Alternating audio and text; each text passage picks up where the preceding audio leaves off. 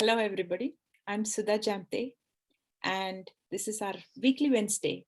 But this time, we are going to do a webinar. We try to do a webinar at least once a month. And this is Career Pivot to AI Ethics. And I'm joined by my good friend and AI ethicist who inspired me to even think about this in all my classes and spend more time on what is AI ethics and what's going on in industry, what is our role in there. Susanna Raj. So, hey Susanna, can we get started today? Hi, hello everyone. Thank you, Sudha, for having me here. And Awesome. it's really wonderful to see so many people have joined in, and I see some familiar faces too. Yeah. Adwala from the Data Ethics for All community. Wow. Thank you for joining us. I see a lot of new faces. I see some of our usual students. So, for those of you who are new at Business School of AI, this is our happy time on Wednesday morning here in Silicon Valley, 9 to 10. And then we have an international crowd. It's 1 p.m. in Brazil, 6 o'clock in Nigeria, in Europe. So, we come together with a speaker, and once a month we try to do a webinar. Sometimes we have a whole discussion and exercise on what we've learned, and we have a theme for the month. So let's go get started. Looks like some of you came from either from Susanna's network or through other friends. So we are happy to have you here. So I've started the recording. Hope you're okay with it, because we need your permission to record, because anybody could take a screen grab also. So if you don't want to be in the pictures, if you know in a gallery view, make sure that you're not on video. We would like you to be on video so we can see your face, if you don't mind.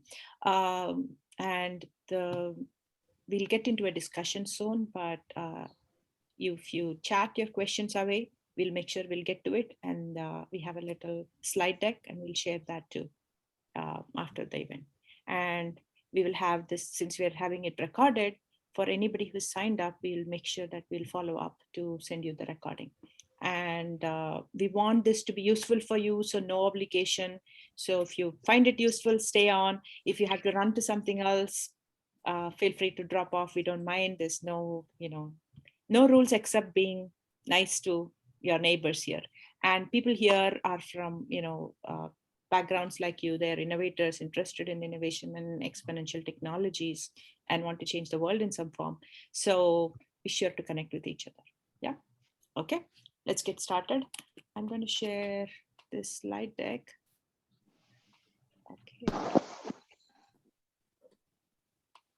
And everything will be on weekly Wednesday on Business School of AI. So in case you lose contact with us and you wonder where to go, if you go to weekly Wednesday Business School of AI, you'll be able to find stuff and also locate us to follow up. Okay, so I'm going to share the screen. Here we go. Okay. So you're able to see the full screen, right? I like to keep this in gallery view typically, so I get to see other people, but it's okay however you want to do this. Okay. So one of the things that is common to this community is that we focus on personal leadership. We focus on exponential technology, but instead of just saying in a prescriptive way, here is this technology, what you can do with it, we focus on personal leadership. What can you do about it? There are people, especially in the AI ethics area, who are driving change. In fact, my friend Susanna here is one such person. And I've shared an article on Business School of AI in our LinkedIn page. So follow that if you want, more follow-up articles and other content about 4 women in AI ethics who inspired me, who inspire me still, and to get into this space. And the common theme tends to become career pivot of some kind, because if you want to change the world, everybody doesn't have the luxury to go drop their job and go fight with city governments, or go make a change, or even do a startup. So most of my students practice what they are excited about, to bring that innovation to their companies, to their business. Sometimes they might have a focus to bring it to their cities, but kind of do it in with some kind of job or product. Or many people come and want to career pivot into AI, and you might not be in AI field, it's okay, but if you're interested in the ethical aspect of it, you can come in and we're going to show you how. Okay, so the way I've set it up for today is I'm Sudha Jamthe, and I teach AI. It's AI bootcamp for product and business managers at Stanford Continuing Studies. In fact, my class is open for registration at Stanford. So if somebody's interested in checking that out, you can go do that. Other than that, I used to teach autonomous vehicle courses at Stanford. I teach only one topic there at any given time. And so I have a lot of autonomous vehicle related topics here on Business School of AI. So I'm an author, speaker, but mostly I'm a technology futurist. And you will see that because for me, I get excited about new technologies, but I'm always looking at, is this another way of tech or is it going to stay? And if it is going to stay, the leading indicator is it's going to create jobs. There'll be startups, they'll get funded. You will see this, VCs have invested in thousands of startups in this area, that area. But if it is going to create jobs, sustainable jobs, then it's real. And that's when people like you come in and you're going to go shape the world with the technology. Okay, I'm going to pass it on to Susanna next. Right, thank you. Thanks for the intro, Sudha. I come from a psychology background. I studied psychology and studio art, and I had no intention of going into technology. It was so far away from my mind that I didn't even bother applying to anything that was tech related. But there was an interesting job application that showed up while I was in my final year. Uh, it said emotion analysis. Um, for not even, it didn't say autonomous vehicles, but it said something related to technology and AI, and it was going to be looking at emotion diaries of people. I thought this sounds quite interesting. It said it doesn't require any technology skills, data skills, or coding skills. That yeah, this is a good fit. And when I applied, I applied through it. It in the campus job board, it does not show you the details of who your actual client is. So I thought I was applying for a job in New Jersey, but it was actually 2 blocks from my university at Intel, and that was quite a nice surprise and a nice shock because now I was going to work in a very big technology industry. And it was the first time that I visited Intel also. Even though I lived here, I never bothered to visit any technology company or even go look at their museum, which is quite a famous museum, the Intel Museum at Santa Clara. But when I went there and interviewed, I said absolutely I have no idea about anything that they asked me. So I thought I failed the interview, but I passed, and they accepted me, and I was one of the 2 interns there. One was from Stanford, and I was the one from Santa Clara University, and we were given this large data set of emotion diaries and asked to go through it and find something that was not aligning with what they were looking for. And that's how my journey into AI started. I had no idea about AI. I had no idea how AI is trained. To me, AI was about a movie by Steven Spielberg up to that point. So it was not like I was actually wondering, where are the robots? There's nothing here, just all computers. And it was so new to me. I am telling the story, which I don't tell everywhere, is that now we are in a group of people who want to career pivot into this very intimidating industry called artificial intelligence. And then you might be thinking, I'm going to be such a loser there. I won't even know anything. I don't know how to code. I don't know what a programming is. I'm telling you this story because that's how I entered here. If I can do it, so can you. So don't be intimidated by the field. Don't be intimidated by any of the knowledge gaps. And that's what this class is about. And this webinar is to introduce you to this field and to help you navigate through that.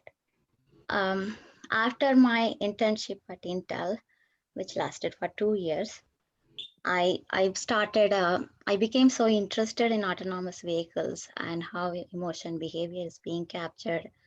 So I did my own research for a year, and then I went to work at Amazon Lab 126 with as a language collection, data collection researcher with the Alexa speech team.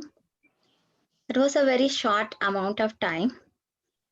By this time, from Intel to Amazon, there was not it's not that I did not like technology. I love technology. I was like Sudha before all of this. I would just, whatever was something new, if there was a ring camera, my friend was, installing it at their San Diego home. And I was asking them, how much does it cost a month? It sounds so cool. I want to install one too. I was like, I was very enthusiastic about technology because I did not know from the inside what was going on. I was a consumer of technology. So it was always like Apple Watch. I got my dad an Apple Watch. We have Apple products in our home. I never thought about the dangers of the other side of technology. It was never even a thought in my head. But after working just for a very short time in this industry, behind the scenes, as a data collection researcher and also as an emotion analyst in a human computer interaction, I saw something there that was not sitting well with me. It's not like I'm trying to come out, say this as I'm somehow morally superior to anybody working there. It's not like that.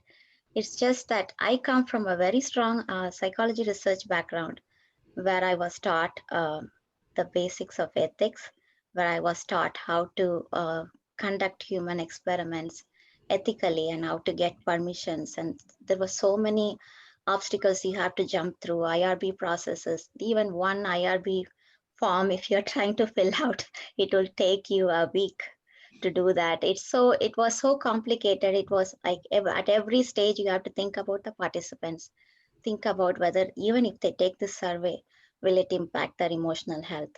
Will there be any harm produced? I come from that background. I worked as a research assistant at my university before I joined Intel.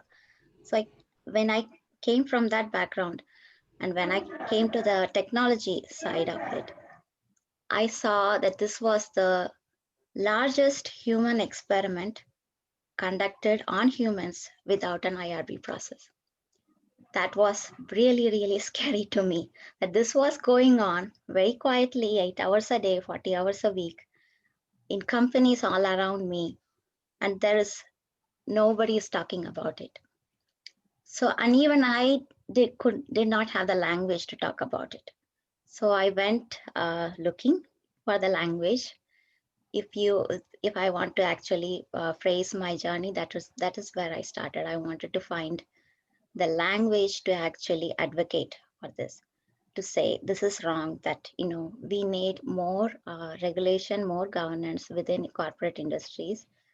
So that's where I started, and I landed in a community called AI Ethics. They were very very accepting of me, and they gave me the language, and that's my journey so far. And I will pass it on to Sudha now. It is such an inspiring story. I have to admit, when she said I'm like Sudha, it's just about the joy of trying new tech. I have worked in tech all my life. I come from an engineering, computer science engineering background, and then I moved towards the business side very soon. So I did product management and I tried various different roles. And I'm a person who gets very bored if I do the same thing for a while. So I kind of, it was perfect because even if you do nothing, technology industry will change around you. So there's a constant challenge to keep learning Mm-hmm. and to keep doing something different. And so that kind of worked for me, but I had no concept of ethics or whether technology industry could do something bad. We always see the movies. Even now there is a movie on Netflix called Mitchells and the Machines. Mitchells, I what's the saw full that. I saw that. So it's the same thing about, robot, but this is not just a robot. They're trying to depict close to what tech can do, and there is all these puns and punches about, if we can't trust our data with some mega corporation and things like that. But it's a funny movie, and heartwarming movie. I loved it. So we are still in the same place, where we keep seeing that in media. And for me, when I worked in tech, I can say I worked for a couple decades, so I can say that I've not seen anything unethical, but where it was not where it is today. In terms of the business model, we were building computers, then we were building software, then it was kind of on the cloud. It was not called the cloud. I've done a startup in the past where it is, mobile middleware. Who I am. Hi. Okay. Can you guys keep your voice muted, please? So I did not. Today we've gotten to a place where it is all data driven, and people's data are used to create business models without their permission. And Susan and I connected because of my research and interest in autonomous vehicles. So she was fighting for agency of the passenger in the car, and they were looking at emotions, and that still exists. There is no law that is stopping anything.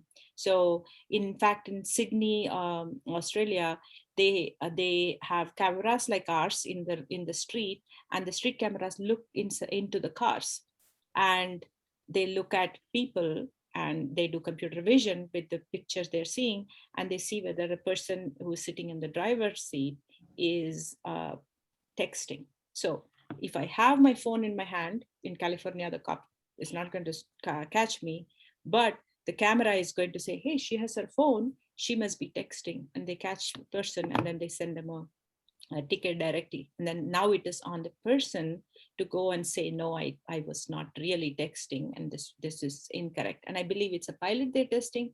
And this is not even inside autonomous vehicle. If you want to stay away from autonomous vehicle or you're suspicious, you still are being watched. And in California, we have 60 companies, every possible company in the world who's doing autonomous vehicle, building autonomous vehicle is here testing on us. And for me, my interest in AV space came because autonomous vehicles are driving around and testing around us. And one day it hit me that I am training data.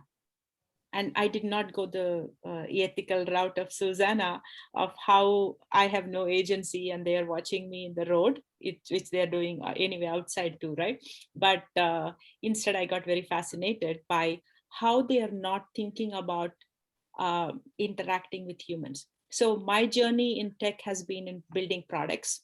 And in my last corporate job, I worked at eBay about 6 years back, where I was responsible for growth, which means making money for the company from mobile. So it was iPhone, iPad, Android, or mobile web experience. We'll track that with plenty of data.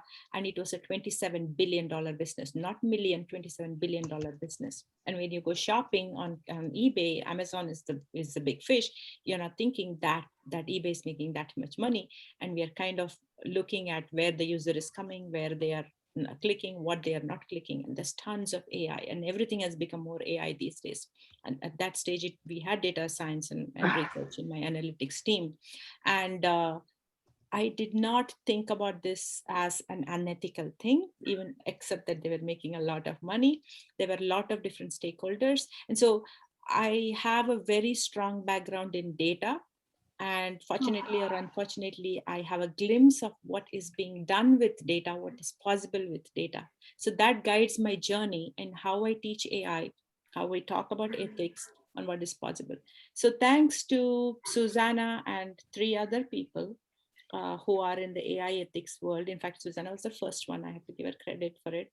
I started thinking about AI ethics. At that time, I was teaching the AV course at Stanford, so I said, okay, I'll add a ethics module. And then the same thing I did for my IoT course. And then I felt it was not enough because it was kind of an afterthought. And so I started teaching AI ethics as a full topic. And I wrote a book called AIX, which is about human-centered design, and teach that topic at Barcelona Technology School additionally. So that's kind of my AI journey. specifically, I'm going to go back to the deck. And Susanna, do you want to walk through any of this? I can tell people about my There journey. is a question from Richard. Can you speak a bit more about how you currently use technology to do your job and what parts of your job don't rely on technology? Okay, Also, how and when you. Okay. I will come to that. We just want to give a little intro to the ethics part. Susanna, do you want to go through this Yes. and hold us accountable, because we will answer all questions, I promise. Okay. So this is just the one of the slides that I use in my the second one. Because when people ask what is AI ethics, there are lots of definitions out there, and most of them are written by technology people or people who work in the industry or people who work in law or people who work in finance. But I don't belong to any of those industries. My definition of AI ethics is very simple because I come from a social science background. AI ethics is about asking the right questions. And some of those questions is, does the technology aligned with the social, cognitive, cultural, and moral and emotional aspects of each of the data sets owners? Does it align there? Are you collecting data that is as diverse as we are in every aspect of these parameters? Is it measuring our social backgrounds? Is it measuring our cognitive way of thinking? If you come from another country, you think very differently as someone who comes from a Western country. Our cultures and the cultural norms and the values around our cultural norms, you know, it inform so much of our processes in our everyday, work and everything. Data collection to me is about all of these aspects, because data is simply, my definition of data is just data is about you, information about you, everything about your health, your financial information, your everyday activities, your physical attributes, your emotional attributes. Data is just about you. So if it is about you, it has to be coded in all of these areas. If it's not being coded in all of these areas, then it's an incomplete data set as far as I'm concerned. And asking the right questions about all of these areas is AI ethics to me. It's not about explainability, transparency, or people have all of these frameworks and they confuse you in so many ways. But to me, are you asking the right questions at every stage? At the conception stage, which is where you are ideating about a use case, are you able to talk about these aspects? Can somebody at the table bring up these questions at the ideation stage, at the data collection stage, at the data labeling stage? If you are not able to do that, if you're not asking the right questions at all of those stages, then ethics is not going to be part of the discussion. Ethics will not be baked into it. It will become an afterthought. It will come post deployment, which is what's happening now.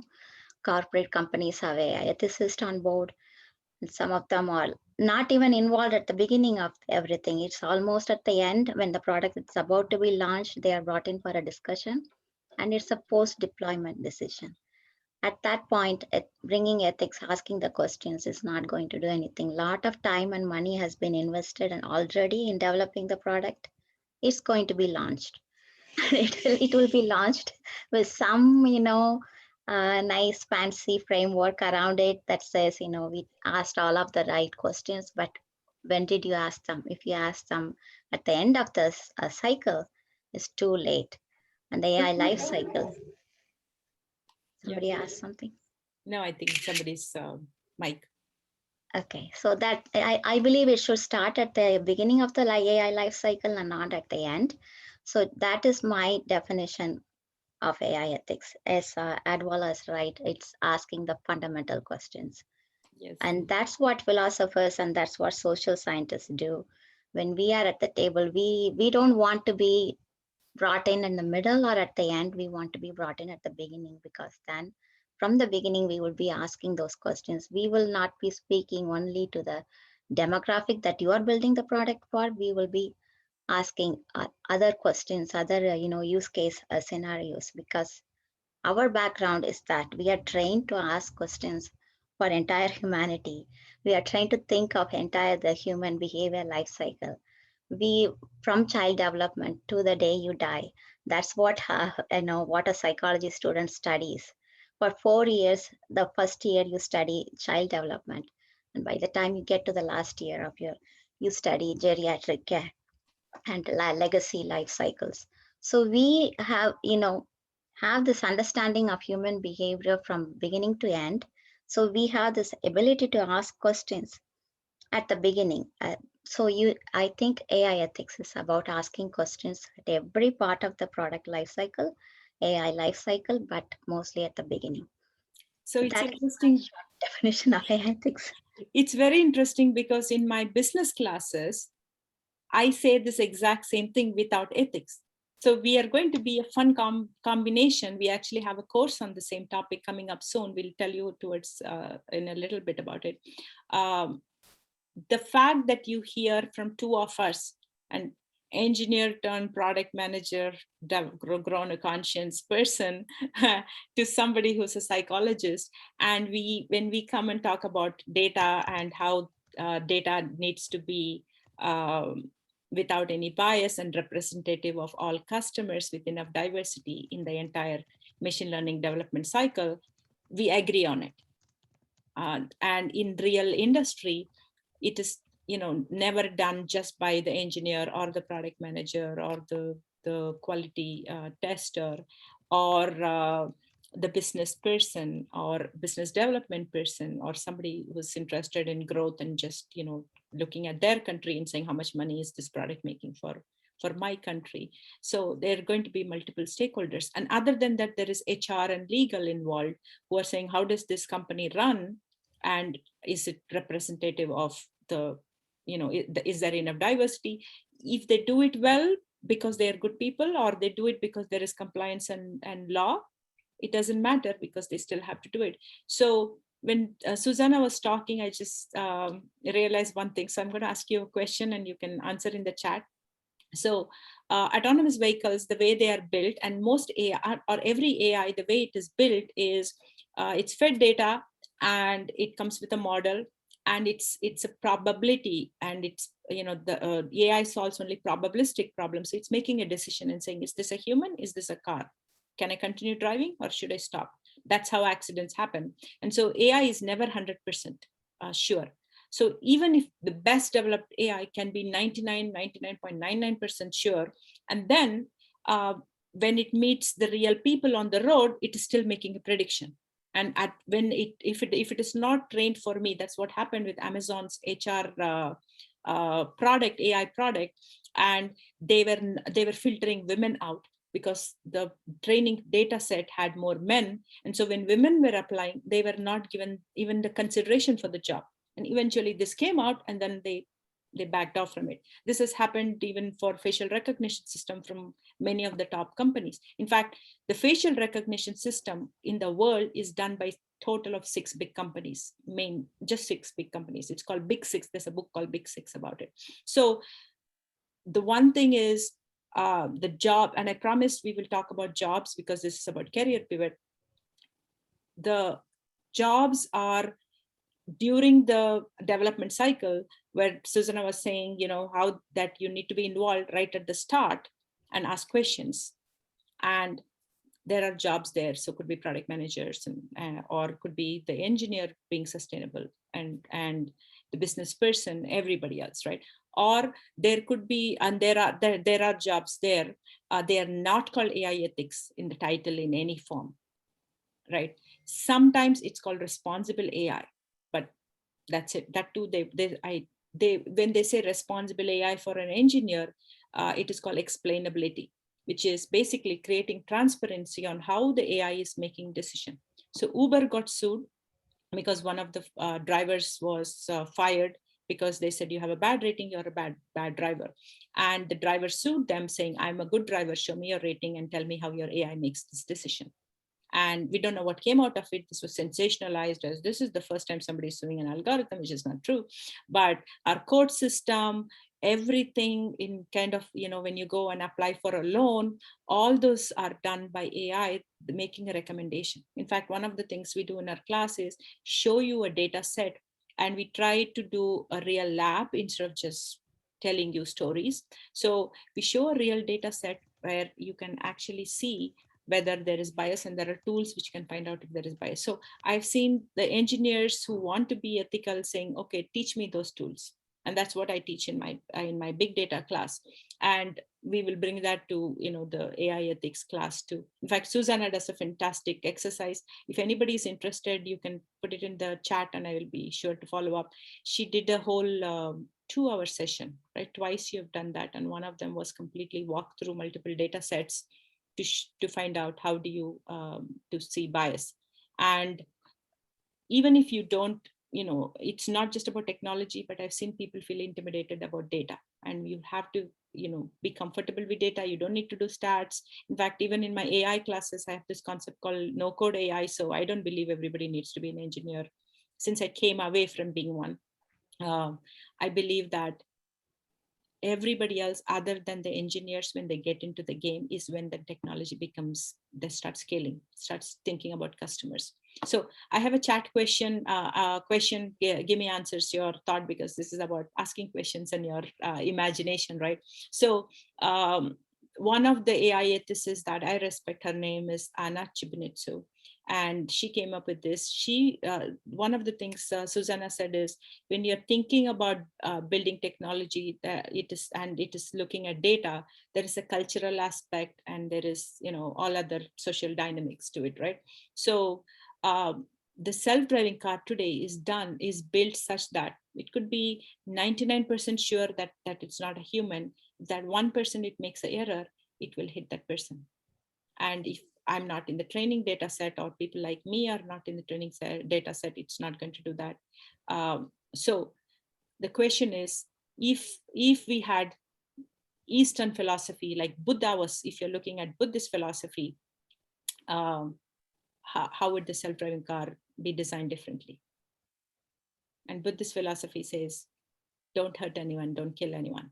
How would the self-driving car, if you were involved in the team, and they're building the self-driving car, and the engineer says, I'm 99.9% sure that this will not hit anybody. What would you do if your company followed with this philosophy, kill no one? So think about it. I just want to see whether I'm seeing any answers, because you're going to be in a room. It's going to be close. This could be medical systems where they are actually trying to make decisions and building robotic surgery, and it might not be representative. It might not be 100% sure. It doesn't even have to have bias against a specific population, which is the common thing that you hear about AI, saying, women are not represented, Black people are not represented, there's not enough diversity. So bulk of technology is built by young white male adults, and it's not even representative of me, not just because I'm a woman, but my age.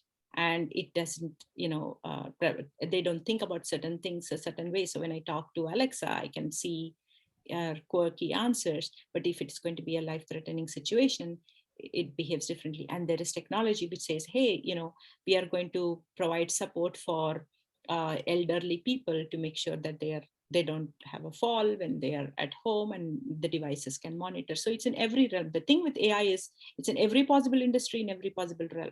So one job is in the building process. The second set of jobs is, you would have technology that you're working in a company which has some technology that they want to build solutions, and they're working with customers. And in that business development cycle, how do you, the customers are going to make trade-off because it costs money. How are you going to get them to do the ethical thing? So that's the second piece. And the third big piece is after the fact. Most of everything done today is done after the fact. So you need people who focus on governance, ask the right questions, understand and raise questions. Is it creating business risk? And the one thing that companies will agree is, hey, is this going to create a business risk, and people are going to sue us? How are we going to deal with that? So think of that Uber driver. As soon as they sued it became news. somebody who worked in PR was involved, and they had to understand AI, understand the ethical implications. Are they just blindly going to support the company? Are they going to say, understand, did we make a mistake and how do we do damage control?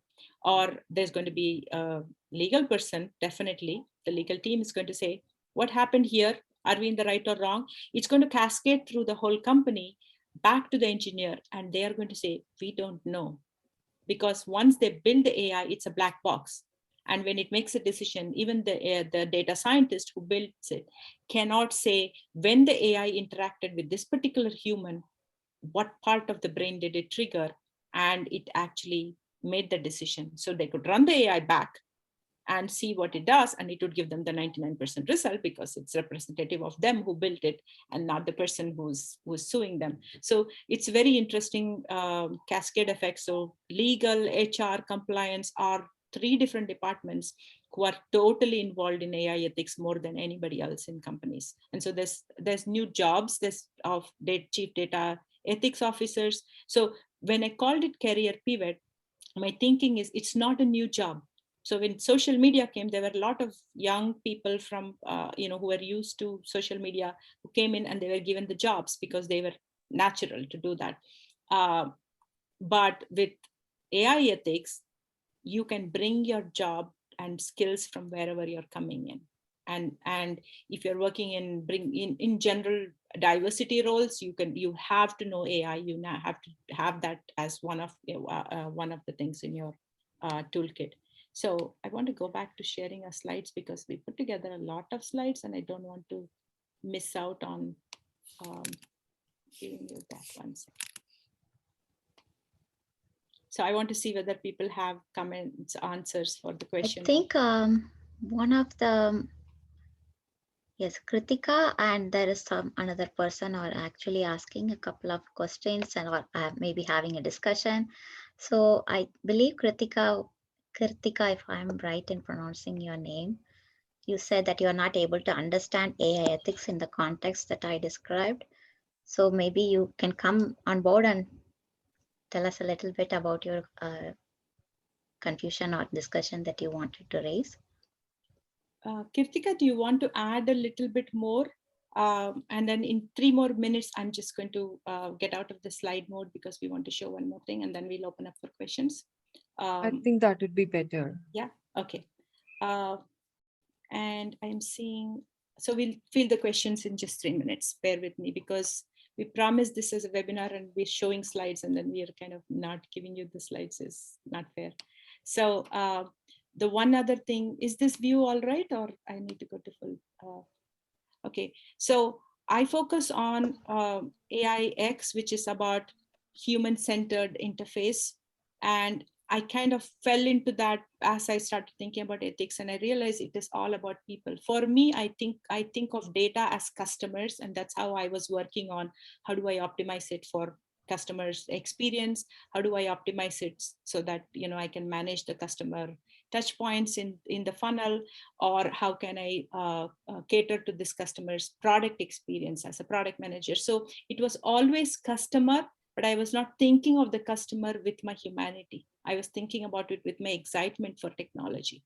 So that was the mental shift that I had to do when I kind of started thinking about ethics. I still get very excited about the user experience and all that stuff, but I want that to be done with a human-centered interface. So that kind of got me into this whole AIX, and I have some research and paper work that I'm doing. If anybody is interested in that, I would love to talk to you.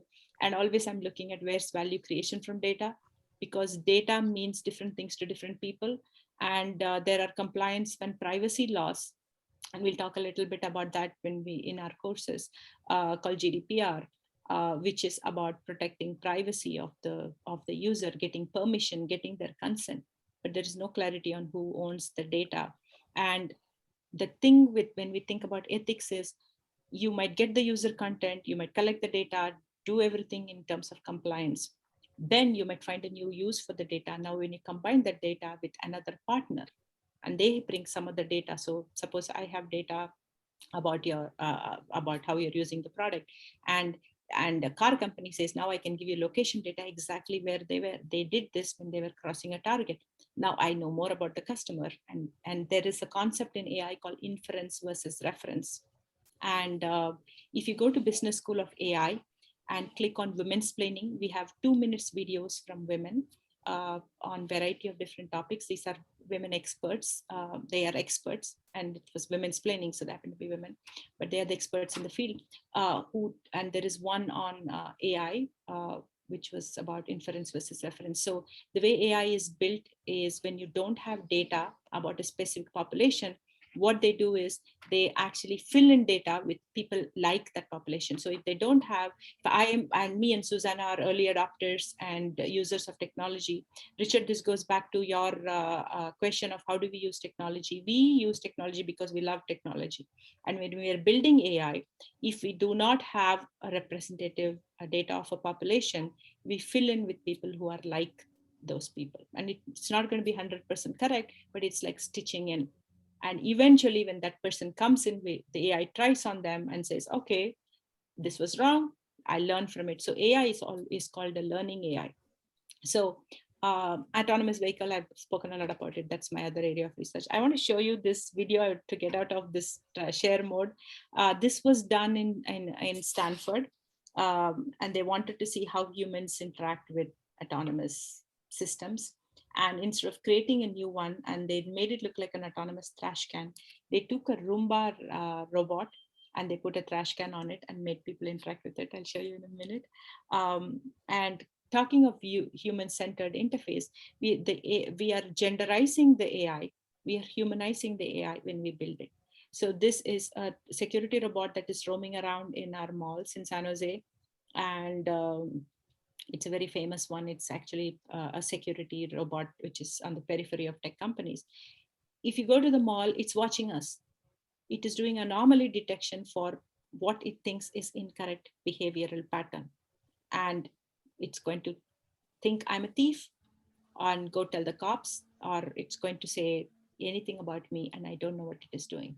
So I did an exercise with this in my class and told my students, this is going to be a cop's helper. Now go build the system ethically. It was amazing. 5 different teams built 5 different applications of this. None of it was going to tag me as a thief if I was not a thief, you know. So the genderizing, humanizing it, and many of these robots are also called by female names, and you know, that kind of thing. And the other concept is that because AI is not 100% sure what it is doing, it's always predictive. Internally, they have this thing called AI confusion matrix. That's what this is called. So it will have false positive or false negatives for anything. And how much of it is false positive, how much of it is false negative is being tracked every time they build an AI. And they actually, there's a key metric called recall of how many times it says yes when you ask for something, and what percentage of time is it correct when it says yes, is a specific metric that they track internally. Now the engineer tracks this and say, I want to optimize it and I want to get it to 90%, 99% for their population set. And that's what they work towards. But then you have to come in all your different roles and say, okay, in the 0.1% when it becomes false positive, what does it mean? If you go get a COVID test and if it gives negative and you had COVID, I've had a friend who went through that. What happens? Or if it is false negative, what happens, right? So those are situations you're going to 100% hurt somebody. And can you live with that? That's what it is. So yet when you're thinking about career pivot, ethics is not just about soul searching and being a good person, but thinking about this in your regular roles and jobs. Okay, so I'm going to ask you a poll. Let me set up the poll because I want. Okay, so what area of AI ethics do you wish to work or want to learn about? Because we were thinking about it for 2 specific areas in our class, but part of our goal with this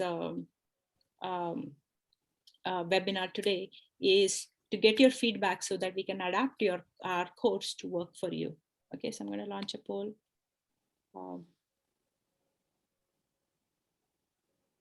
I'll appreciate if you can take this poll and tell me what area of AI ethics you wish to work or want to work, because we're going to pick 2 areas. Oh my God, it's close, it's close. When I put this on LinkedIn, Everybody said they want to learn to build products. I'm happy to see people they want to help customers. And one other area that is usually forgotten is buying products for companies. Yeah. Okay. Are you guys able to see the results of the poll? If I share it, I think I will. I think they are still voting. Are now viewing questions. 13 people have voted. Okay. Should we wait for more second? Okay. So I'm going to end the poll. I'm going to share the results. So again, building products seems to have, like we said, it's very known that along the product development cycle, there is ethical questions. So product managers, business development managers, engineers, data scientists, project managers, and depending on what product it is, another functional area like a legal or HR might be involved. Typically, they're not involved in that unless you're a company building for that particular industry. Helping customer, we spoke a little bit about it. In fact, in our course that we're planning, we are going to have it as a master class. So, we will teach the foundation of AI ethics. We will teach you a lab to go look at the data. We'll help you build a personalized plan so that you can go look at your own goal and figure out how do you do career pivot to your own to a new role. What would that role look like? So we're very big in Business School of AI that it has to be a very personalized plan, and it has to be at your pace at which you want to change and all that stuff. Okay. There was one more thing about process, which is about compliance, which is there are a lot of jobs in there too. Okay, so one of our promises as a follow-up to this, we're going to send you a list of jobs. We will email you right after this with a list of jobs that are real jobs out in industry, which shows you a variety of different roles. And most of them, I think the one I've compiled, none of them have AI ethics in their title. So if you're looking to do AI ethics, you should not get to that. Ask for AI ethics. Responsible AI maybe, but that will still be in the development path. There's a lot of AI process-oriented jobs are either called governance kind of jobs. So I want to show you one last thing before we get on. So when I share a full screen, then it doesn't bring me back to the same place. That's what I figured out what happened. Okay, so this is our course called CareerPivot to AI Ethics Masterclass. And if you're interested, I will share the link and you can get more information. That's us. So one of the masterclass is from Ankita Joshi, who is an engineer, and even in her college, she created a group called Socially Responsible Engineers. And so she wanted to bring that into work, and she works at General Motors, and she has moved to create a role for herself where she's involved in ethical decisions of autonomous vehicles or the automation that they bring into vehicles. So she's going to be teaching a masterclass module. And then we have Dia, who is part of Amazon AWS, and she's a machine learning AI ethicist. And she makes it her role to make sure that when they work with customers and say, here is our cloud solution from AWS, to make sure that it has diversity and inclusion in it. So you could be working on diversity and inclusion in a role for the company, but this is something that she just brings in building customer solutions. And I want to hear from people here. If you're interested in the course, if governance is an area that you're interested in, then I will make sure that we include that, because right now we have planned only for these two masterclass. We're going to center our themes on that, but I'm happy to hear what those two bubble up as the top. But since we'll make a personalized plan, we're happy to help you with that. So the thing, then we will show you a lab where you will actually get to play with data for real with no intimidation. Yeah. So you could come from any of these job areas and data ethics could still work for you. So the way you pivot is, I would say, you have to learn how it fits into your job roles. So one thing is you have to learn about, the AI ethics and training data and what's involved, and become an expert in it to a degree that you're comfortable about it. And then you need to speak the lingo, and you have to be part of a community where you don't feel intimidated. With the thing with AI in any role is you will feel intimidated, because whatever you learn, I teach AI, I'm constantly learning something and I feel intimidated by something new all the time.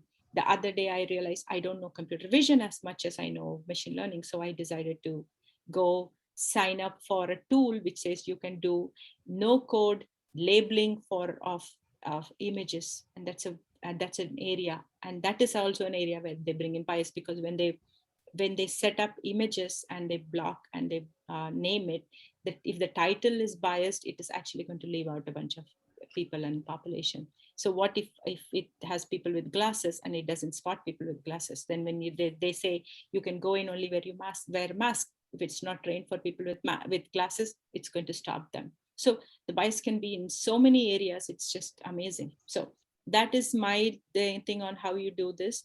And I want to stop and ask questions, just take questions, and I want to see whether anybody has answered that Buddha question. If this Buddhist philosophy was involved in building autonomous vehicles, what would that look like? Kirtika, do you want to ask us your question? Hi, Sudha. Maybe we'll take it offline. Okay, no problem. Okay. What other questions are here? Okay, some people have to drop off. It's okay, but we'll be sure to follow up. So question for Susan, I would love to hear an example of a case where you assess the social emotional characteristic of an owner other than self-driving car. Do you have another example of where they assess the social emotional characteristic? If I can answer that, Seema, we did that literally in e-commerce all the time. We knew that if people are sad, they will buy shoes more than other things. It sounds so sad. It sounds so wrong to say that, but I know that I love shoes, and if I feel low, I go for shoe shopping. So yeah, I think if I can sort of quickly chime in.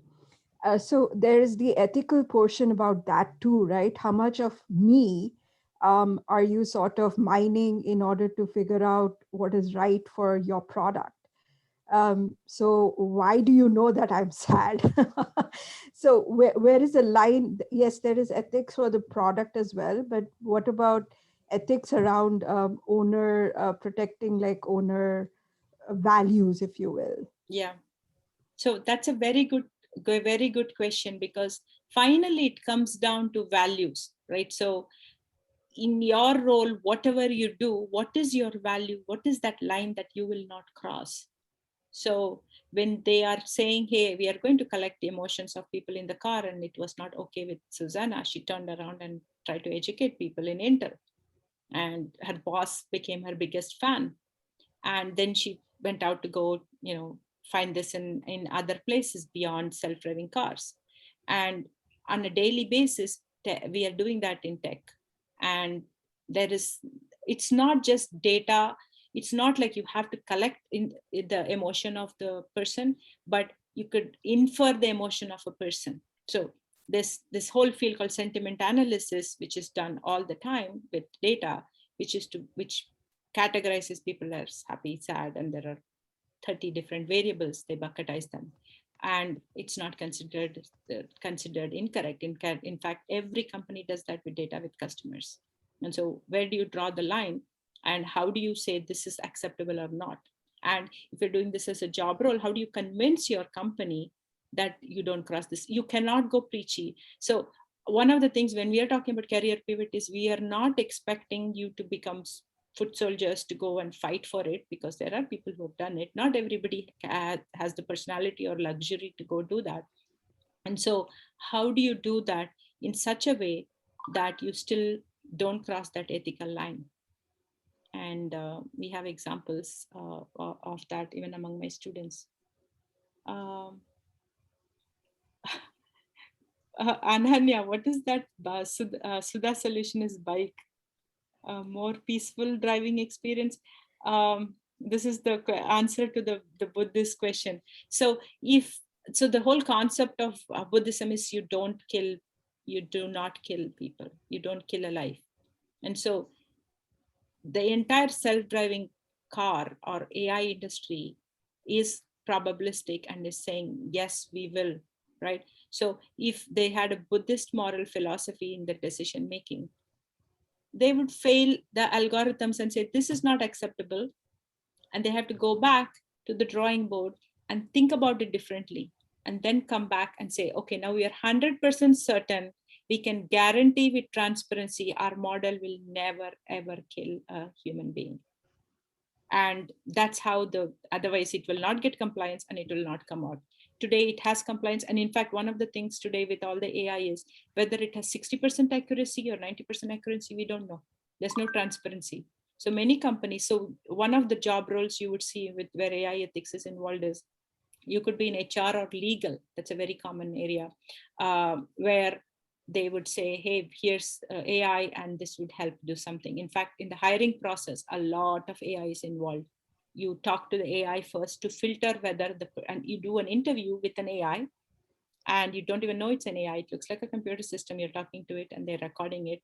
And then it does AI to find out your emotions. That's another example, Seema, where they are checking the emotion of the person by how they're interacting. Are they looking nervous? You're going to be nervous. You're in an interview and you're talking to a machine, but they're checking for person's behavior. And the AI concludes this person is a fit for the culture or not. Lot of tech companies have this, and there's a startup called HireVue, HireVue, HireVue, and that's one of them.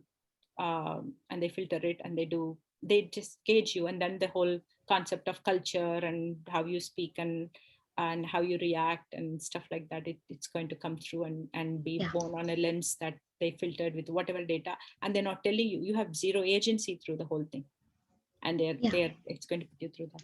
And it's also not, if I can answer Seema's questions related to how you can incorporate all of those emotion and social and cultural questions into the process.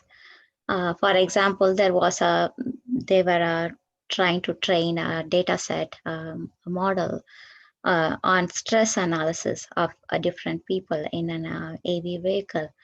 And they were trying to collect that data through, you have to first find a baseline and then you have to find your ground truth.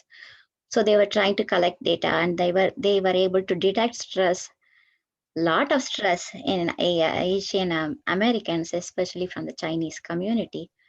And when I went and looked at the data set, it was a misunderstanding of how the Chinese language is spoken and the variance in the pitch and the modulants between that and of an English and native English speaker. So when a native English speaker, raises their voice and starts talking very fast, it is an indication of stress or nervousness. But the way the Chinese language itself is spoken is naturally, it falls in that cadence. So the people who are training that, who are building this model, were unaware of the cultural aspects and the language aspects of another community. And when they were just taking this data set and they were coding it as stress, when we actually went into the context analysis and actually looked at their actual conversations, they were having just a casual conversation about dinner and around dinner, and that it had no context of stress at all.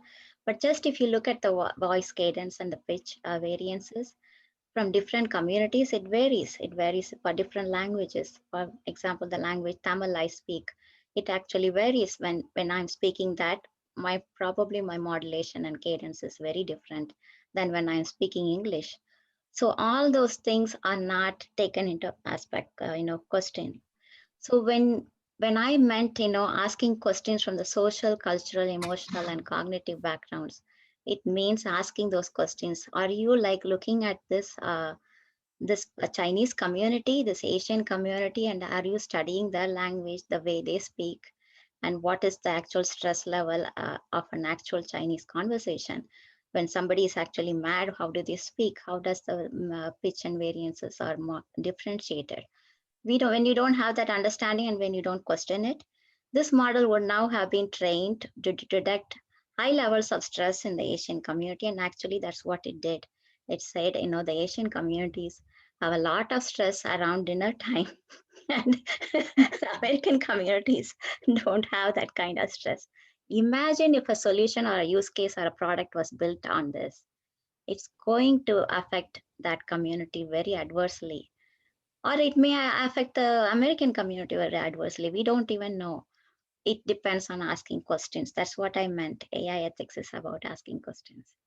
So it might be, it's not just it might be, HR systems, when they are actually making hiring decision, culturally, if a person tends to speak faster. I remember when I first came into US, we all are told that Indians speak very fast. So we speak English, but we speak fast, and it's not agitation or emotion or anything. We just speak faster than the average American. And so we are taught to slow down. And I still have the habit when I speak on stage, I get excited. I tend to get to a faster pace, and I have to slow myself down to normalize my presentation, because I want my audience to understand me. So now if the AI is going to filter me out, it's going to say, oh my God, she doesn't deal well in stressful situations, and I'll be out of the job interview. Catherine has a question on, is there a book on AI ethics and HR? I don't know, but you've got me thinking. So let me check if there is anything, and I will follow up with you. And the course is actually not product design. I think somebody asked that. Okay. Artificial Intelligence Bootcamp for Product Business Manager. That's not the name of the course, right? So that is the course of my Stanford course. It's an intro to AI in every dimension. That is focused on product managers. So it is for product managers who want to learn AI to go build product. That is the course that I teach at Stanford. In fact, we have more courses on no code AI for which is focused on building product in here. And this particular course we are talking about today is Career Pivot to AI Ethics. And you will get an intro to AI, you'll get the 2 master class, you'll get a personalized plan, and you will be able to learn about different job functions, and then figure out which job do you think you want to fit in, and take on a project, and you'll be able to get the confidence at least to get started with the lingo. We've set it up as a 3-part course. Again, we want feedback on this, because I've not seen an AI ethics course out there that is actually focused on career pivot. We've seen a lot of AI ethics courses which teach you what is AI ethics and data transparency and the like. We haven't seen one which is a career pivot course on variety of different job roles and a personalized plan for a typical non-technical audience. So a non-technical and non-coding audience, I would say, on variety of different roles. So the way we've set it up is we have set it up as three sessions. So it is 2-hour sessions. You can see it. Once you follow up, we can give you in fact, the long version of the URL is here on the screen if you want to take a screen grab. But if you go to Business School of AI, we will link this course there. So you should be able to see it and get a curriculum download and stuff like that. Registration won't open till May 28th, because we are going to take only a small cohort of 20 people. So we will have registration open only for 1 week. So that's what we are planning. And then on June 7th, or 10 days, basically June 7th, registration will close, and June 10th we'll start the course. So sooner you get in, we can start building out a professional, your own personal plan on how you want to career pivot. What kind of transferable skills can you bring into the job? What does that look like? That kind of thing. And we start on 10th, and it is for 3 weeks, 2 hours each. So it's like 6 hours of live lesson, and then follow up mentoring that we'll be able to guide you offline. 1 hour of that is the lab, and then 2 masterclass that we already shared with you before. And that's what it is. Okay. I'm happy to follow up, and definitely we will send you the recording of this, and we will send you a list of current jobs in the AI ethics world, which is absolutely not called AI ethics. It's called like privacy policy manager for artificial intelligence. Facebook has that job. If somebody is interested in privacy policy, what does that mean? You can apply for that. There's a lot of UX researcher jobs, which is responsible AI. That's why I was telling you about AIX. There's a lot of policy and advocacy jobs in various places. There's faculty jobs related to that, research jobs related to that. There's a lot of diversity and inclusion. Sometimes they ask for anthropologists specifically in these jobs, sometimes they don't. There is one, I see a lot of people from various countries here. So there is a regional product policy lead from Latin America that TikTok is hiring for. That is also open. So there's a bunch of these. There's an